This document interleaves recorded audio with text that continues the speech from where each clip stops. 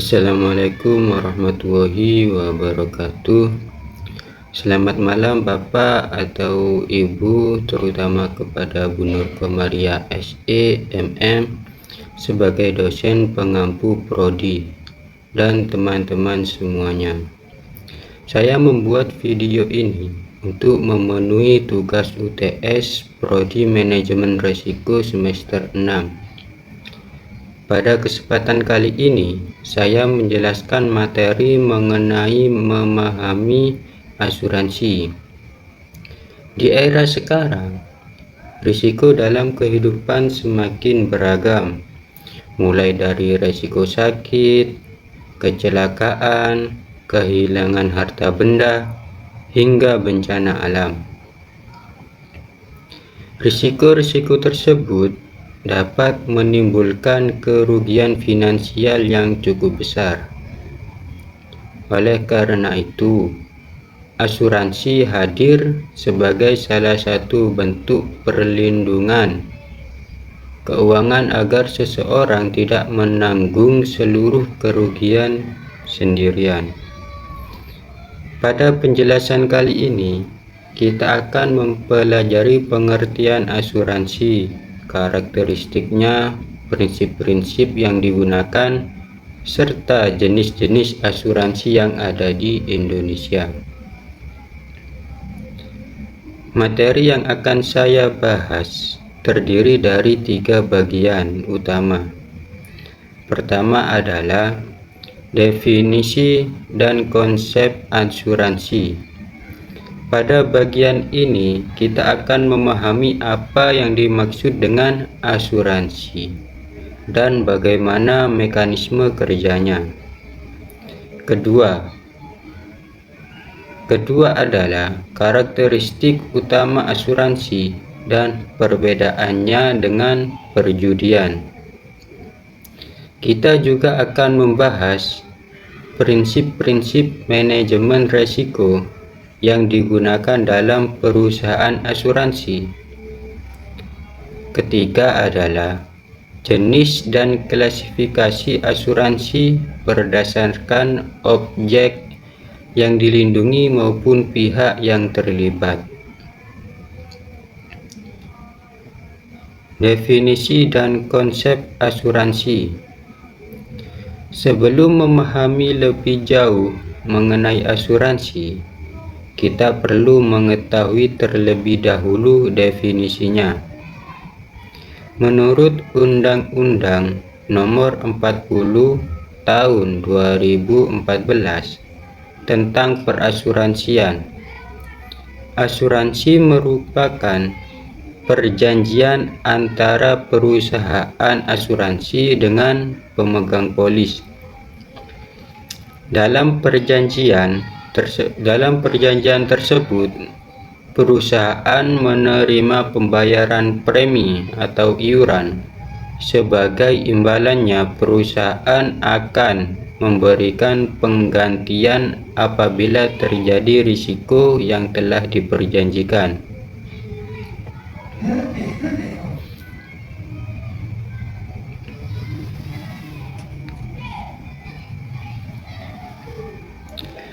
Dengan kata lain, seseorang membayar sejumlah uang yang disebut premi untuk mendapatkan perlindungan apabila terjadi musibah.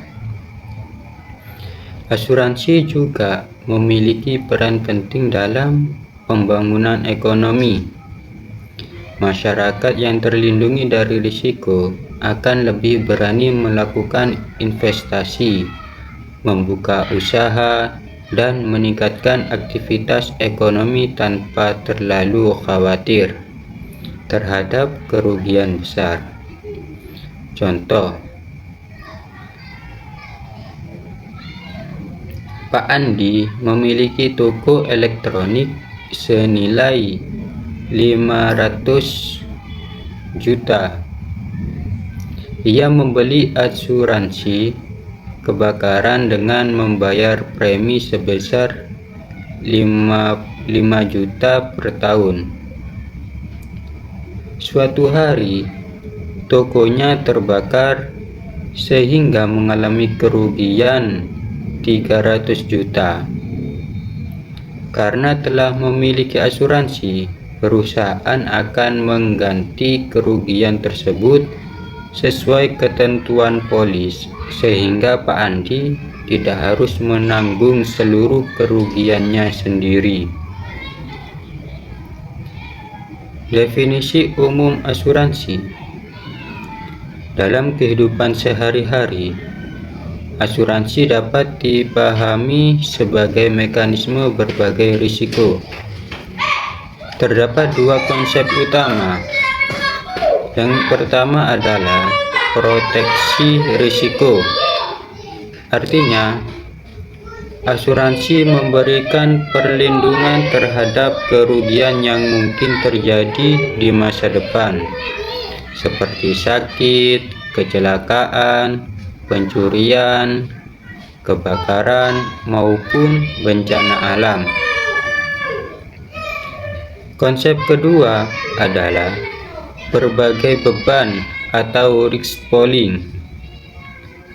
Perusahaan mengumpulkan premi dari ribuan, bahkan jutaan peserta. Dana tersebut kemudian digunakan untuk membantu peserta yang benar-benar mengalami masalah atau musibah.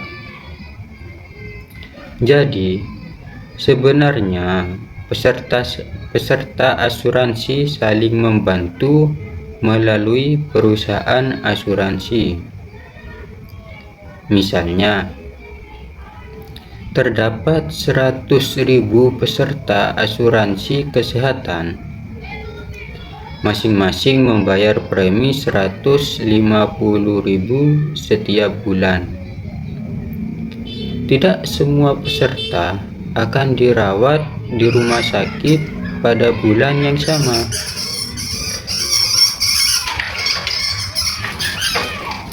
Dari seluruh peserta itulah yang digunakan untuk membayar biaya rumah sakit peserta yang sedang sakit.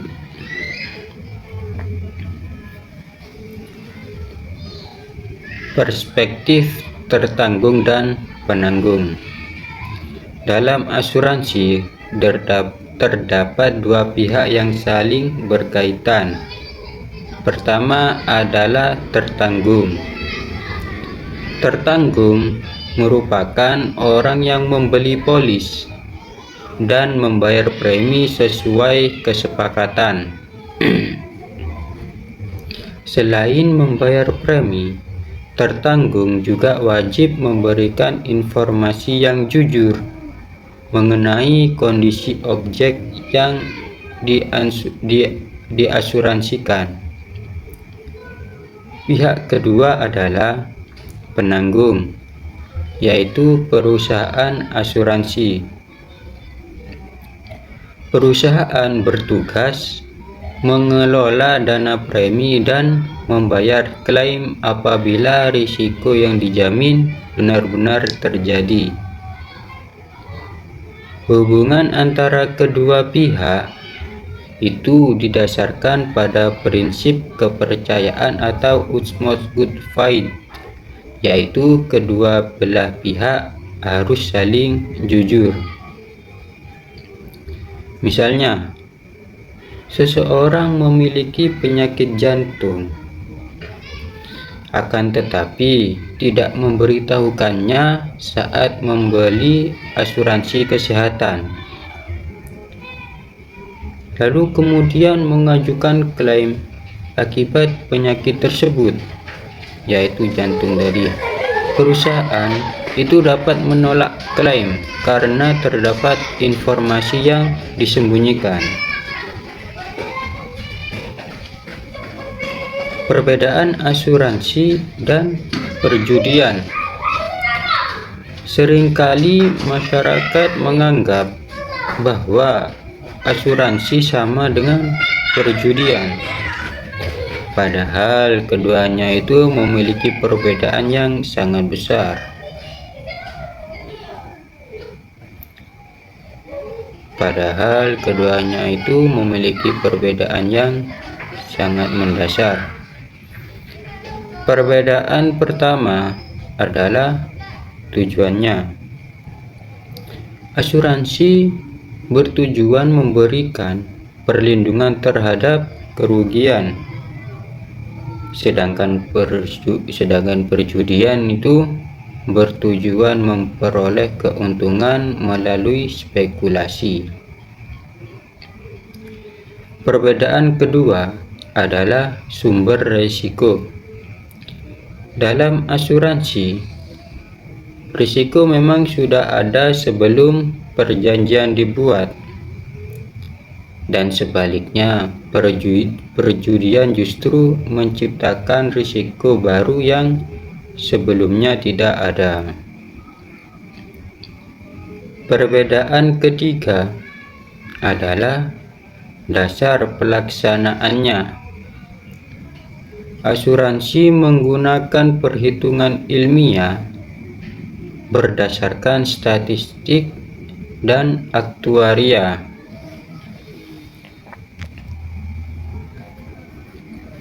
Sedangkan perjudian hanya mengandalkan keberuntungan. Contoh, seseorang itu membeli asuransi mobil. Harapannya, tentu mobil tersebut tidak mengalami kecelakaan atau kerusakan. Sebaliknya, ketika seseorang membeli tiket judi atau membeli nomor, ia berharap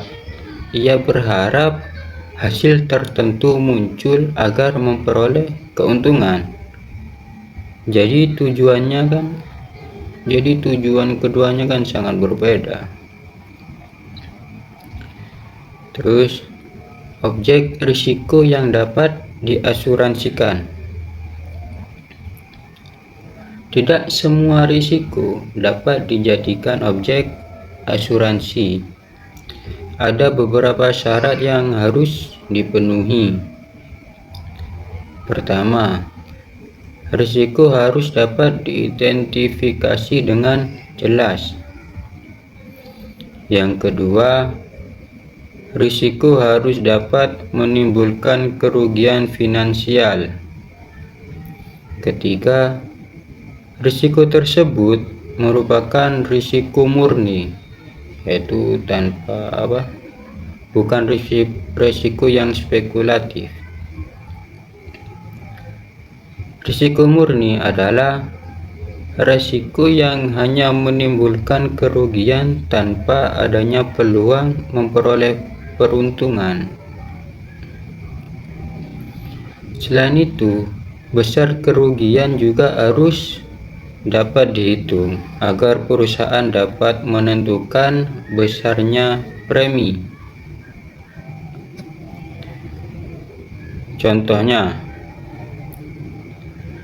Contoh risiko yang dapat diasuransikan adalah rumah terbakar, kendaraan dicuri, atau seseorang terkena penyakit. Sedangkan kerugian karena bisnis mengalami penurunan penjualan, itu biasanya tidak dapat diasuransikan karena termasuk risiko bisnis. Terus, prinsip manajemen risiko dalam asuransi. Dalam menjalankan usahanya, perusahaan asuransi menggunakan beberapa prinsip penting. Pertama, risiko harus dapat diukur. Misalnya, biaya perawatan rumah sakit dapat dihitung berdasarkan tagihan medis. Kedua, risiko tidak boleh disengaja. Artinya, seseorang tidak boleh dengan sengaja menyebabkan kerugian. untuk memperoleh uang pertanggungjawaban.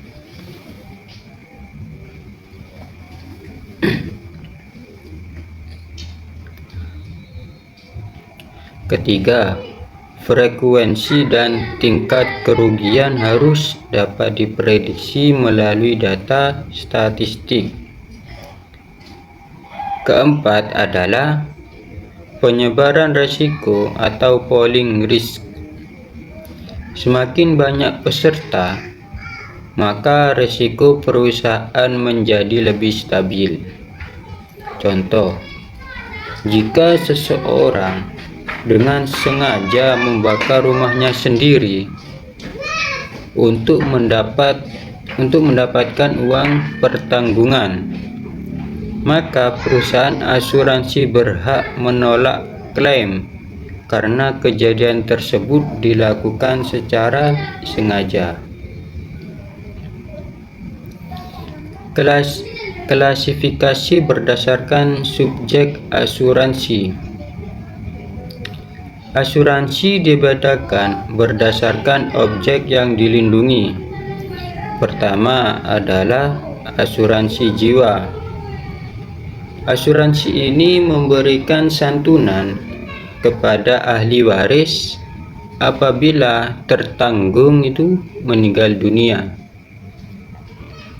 Kedua adalah asuransi kesehatan.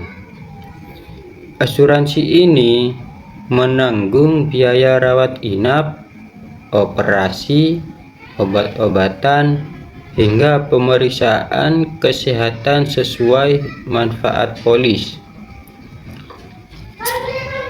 Ketiga adalah asuransi harta benda.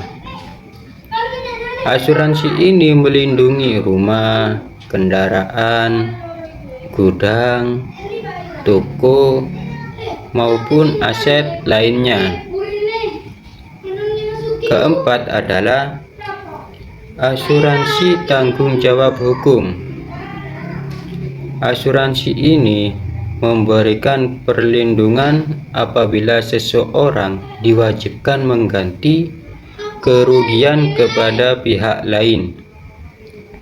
Contoh, apabila sebuah mobil menabrak kendaraan lain dan pemilik mobil harus membayar ganti rugi, maka asuransi tanggung jawab hukum dapat membantu menanggung biaya tersebut sesuai ketentuan polis. Klasifikasi berdasarkan pihak yang terlibat. Selanjutnya terdapat klasifikasi berdasarkan siapa yang mengikuti asuransi. Yang pertama adalah asuransi pribadi. Asuransi ini dibeli secara individu sesuai kebutuhan masing-masing. Contoh, seseorang membeli asuransi jiwa atau asuransi kesehatan secara mandiri. Yang kedua adalah asuransi kelompok. Asuransi ini diberikan kepada sejumlah orang sekaligus melalui perusahaan, instansi, atau organisasi. Biasanya biaya preminya lebih murah karena dibayarkan secara kolektif. Contoh, misalnya PT A mendaftarkan seluruh karyawannya ke dalam program asuransi kesehatan. Maka semua karyawan itu memperoleh perlindungan dengan satu polis kelompok, sehingga biaya yang dibayarkan perusahaan itu menjadi lebih efisien. Klasifikasi asuransi lainnya.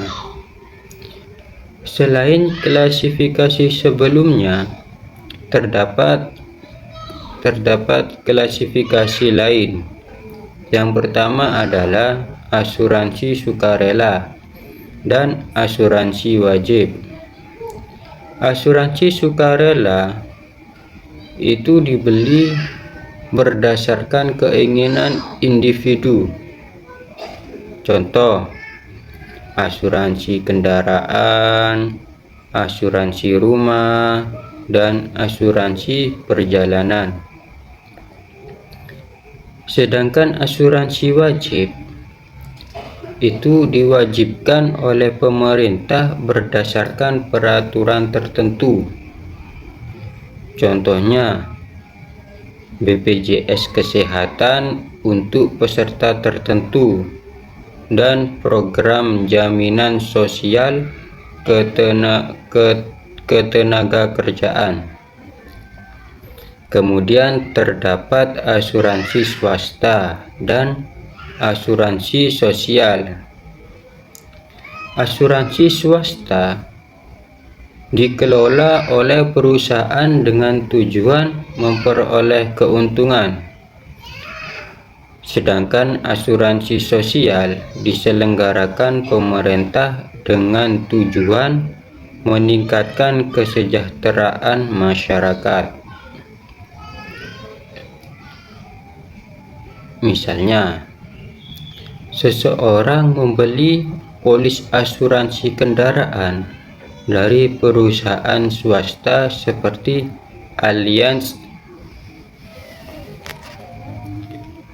atau misalnya seseorang membeli polis asuransi kendaraan dari perusahaan swasta seperti Allianz atau Prudential. Itu merupakan asuransi swasta. Sedangkan ketika masyarakat menggunakan BPJS Kesehatan untuk berobat di rumah sakit, maka itu merupakan contoh asuransi sosial. Sebagai kesimpulan, asuransi merupakan salah satu cara mengelola risiko melalui mekanisme pengalihan risiko dari individu kepada perusahaan asuransi dengan pembayaran premi. Asuransi tidak menghilangkan risiko, akan tetapi mengurangi dampak kerugian finansial yang mungkin akan terjadi.